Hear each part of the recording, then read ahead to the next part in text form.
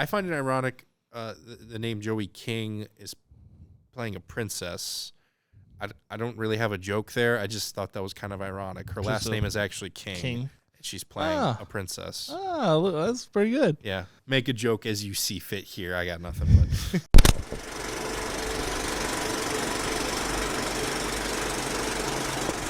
Welcome to another edition of Popcorn Bucket List. Ryan has returned from his travels. I'm back. He survived the woodland mountainous areas known as South Dakota. Yep. Ran into a couple woodland critters out there. You did yeah. Actually. You showed me some pictures. Yeah, it was love was in the air in South Dakota. We're not going to get too much into detail on that. We're not going to get too much detail into that. But let's kick things off. This is the 4th of July weekend, so we thought we would do something a little bit different here. Do a little bit of number one recommended here at the beginning of the show. We kind of made it kind of last minute. 4th of July themed here. Yeah. Since the actual 4th of July lands on a Monday, everyone's probably going to be celebrating over the weekend, but you still want to maybe do something on the 4th. So we basically kind of asked ourselves, what is a movie that if we had to pop in for 24 hours straight on 4th of July? Obviously, Christmas, like they play the Christmas Story like 24 hours. I think it's a little excessive. But, I mean, how many times can you watch a kid get shot in the eye? Like, you are all sick people if you watch that more than once. That's all I'm saying. But why don't you go first? What's a patriotic movie that you would watch on the 4th of July? One, I guess, I don't know necessarily if I would say patriotic, but I chose National Treasure because I loved that movie as a kid. It's interesting. There's cool things that they're solving, cool puzzles, and Nicolas Cage. Nicolas Cage is awesome. He is prime. The Cage. And every time it's on TV, I'll usually end up watching it for 20 minutes, and it's got Sean Bean in there too, and he's the man. It's a fun movie. A little bit of history, a little bit of Illuminati secret stuff, so that's kind of cool too. The second one takes them to South Dakota, and you tried to enter into the secret cave there at the end of that movie. Yep. How'd that go? We were trying to get into the vault, and it did not go very smooth for us. It was not good. Some people emerged from the bushes and trees, and so we got out of there quick because we don't want to get in trouble. So, yeah. You recommend National Treasure. I like a good treasure hunting movie. When I was a kid, like I was just getting into Indiana Jones around that time too, so that was like perfect for that movie coming out for me because it was like it's basically Indiana Jones, but Nick Cage and more Americanized. Yep, exactly. And not a cool hat, unfortunately. No. But you can't cover up that Nick Cage hair. No, you can't. Cover it up. I've already recommended this movie on this channel, but I think this is the perfect time if you either haven't seen it or if you have seen it and you want to see it again. Top Gun Maverick. It's still killing it at the box office. Just crossed over $1 billion this weekend. I've already seen it twice. Heck, I might go see it a third time because even the second viewing, I was like rewatching some of those action scenes, and I was still kind of like, yeah, and I was literally like fist pump in the air, going like, yes, in the theater, even though I've seen it already, and I'm like, this is so well constructed, so well choreographed. The effects are great, mainly because most of them are practical, which is great in itself. Yeah, I think that'd be an interesting double feature even to celebrate on the 4th on an awkward Monday. It's kind of weird. I mean, sometimes you can't help it with some of those holidays. I mean, I guess it's better than it landing on like a Tuesday or Wednesday in the middle of the week or something like that. But so yeah, that's what we're recommending here. You can go check that out this weekend. But speaking of this weekend, it is time for the weekly preview. Where we talk about what movies are coming out in the theater, on streaming and whatnot, some of the major releases. We were kind of talking about before the show. I feel like this has been a trend most of the summer, but it is most apparent this weekend. This is a pretty weak summer. It's a very weak week. Look, he's falling asleep. I am. I was just thinking about the trailers I watched, and it was just, I mean, this is 4th of July weekend. This is one of the biggest weekends of summer, and looking at what we got here, I mean, like, it's Top Gun's going to win again. Top Gun is going to win again. Weeks out. It would, and like, because we were talking about like Elvis was the new release, and it just barely beat Top Gun Yep. for the number one spot, and Top Gun was still crushing it. I would not at all be surprised if Top Gun makes number one, what's it, like 5 weeks after it released, which is unprecedented. Pretty crazy. But let's talk about what is coming out here. By the time this video comes out, already this will be on Netflix, a movie called Beauty. It's basically a story that really deals with the price of fame before you even get famous. The main character has to decide between family and fame. An agent believes that this girl has talent, wants to get her out there. The family, or at least some members of the family, it's like, I don't want you out. It's a dangerous world. And to the mom's credit, she's right. It's not a fun world out there. I personally, looking at this trailer, want to side with the mom, mainly because of who plays the father. You know him. He was in The Mandalorian. He was in The Boys. He was in Breaking Bad, Better Call Saul. Great guy, I'm sure, in real life. But he plays some of the bad guys. Yep. And he looks like a player. I automatically do not trust him. Yeah.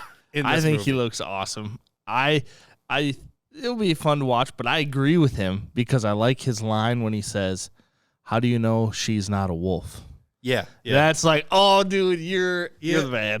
You're the man. But at the same time, he helped create the Vought company in The Boys, Yep. which is one of the most corrupt companies I have ever seen in any movie or TV show franchise. Yeah. So take it with a grain of salt. It's gonna be good. Gonna be good. But on Friday, July 1st, the big opening is Minions: The Rise of Gru. I guess we did say we wouldn't be surprised if Top Gun takes number one spot. This one actually could compete with it because I do remember one of the Despicable Me movies, I believe it was the second one, also came out on a 4th of July weekend, and it made bank. Yeah, and this one will too. Kids are going to eat it up. If it gets too hot out, if it's too cold, or if there's any sort of weather, boom, kids at the movie theater, you're watching it. Mm-hmm. I don't really have anything left to say about this franchise. I actually really liked the first one. The second one was all right. I still haven't seen the third one. It probably lost me after Minions. Yeah. Let's move on to the next movie coming out here in theaters, Mr. Malcolm's List, 19th century British love story. Okay, so follow me on this one. A woman got rejected by the guy, Mr. Malcolm, because she found out he has a list. A girl has to make all the checks on this list if he's gonna fall in love with her, have a life with her, whatever. She finds out about this list. So she calls up her friend who lives outside of London and is like, hey, come into town. We're gonna have some fun here. And since she found out this list, she's like, all right, we're going to make you act like this woman's going to knock everything on this list. You're going to fall in love with it. This guy's going to fall in love with you, and then you're going to crush his heart now. Yeah. Right back to him. Yeah. It's kind of a revenge story. Yeah. Except that it's not, because guess what? She falls in love with him anyway. Yep. And he falls in love with her. Yeah. Kind of, I think, knowing that she's secretly not as maybe good as she is. Yeah. I watched this trailer and I thought, if you sought out Cierno to watch that, you will probably like this movie and watch this movie. If you did not, you might not want to watch this movie. No musical elements in this one that I could tell. At True. least. No musical elements. True. But, yeah, I don't know. I don't know. Maybe it'll be good. It'll be good. Probably not going to see it. My wife might watch it, but I'm not going to watch it.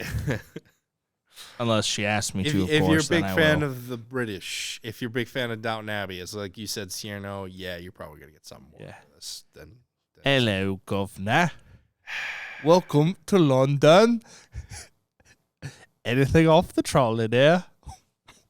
We'll take the lot. Was that your Harry impression? That was my chunky Harry impression. That's Harry if he was as obese as the Dursleys right there. What was that? He was a kid and you made him almost sound like a young Jabba the Hutt. He's got a lot of rolls. Okay. Chunky Harry does. Oh my god. And then there's no segue here to this next one. I'm just going to go on to the next one here. And finally coming out on Hulu is a movie called The Princess. You remember that scene in the third Shrek movie where the princesses rise up and revolt and take on the bad guys? It's a lot like that scene, but the entire movie, and there's more blood and cursing. Mm-hmm. Like, she kills fools. Yeah. Looks violently. Awesome. And this is Joey King, and I really like a lot of some of the stuff she's in, and with kind of bringing this together. She was in the Batman trilogies. She played Ra's al Ghul, the child that escaped. She was in the third one, and she was like a young Talia. Yep. But like, I looked this up. If you look up her IMDb, because they thought they were hiding this from us, it was just like prisoner child or whatever. Yeah. Or something like that. They didn't want us to know she was a young Talia or something like that. But so in my head, this is where she learned all of that, and she actually. Oh, this was after she escaped. Yep. Became a princess somewhere. Yep. Became the lead. I like it. I like DC Universe confirmed. Yeah. Let's go. I'm gonna have to make a new graphic for that, I guess. Yeah, so that's some of the stuff coming out here this weekend. One place you can check out either Top Gun or Minions or any other major theater releases, Marshall 6 Theater here in Marshall, Minnesota. I've mentioned before, and as you mentioned, if it's a little hot outside during the 4th of July weekend, come chill in the theater. I walk into some of them and I shiver a little bit. They keep it cool in there, guys. Yep. That's a nice place. They want to keep you comfortable. Yes. You don't want to be hot watching a movie. You don't want to just kind of keep like moving around. Yeah. Panting like a dog. Yep. That would kind of ruin the experience. It would.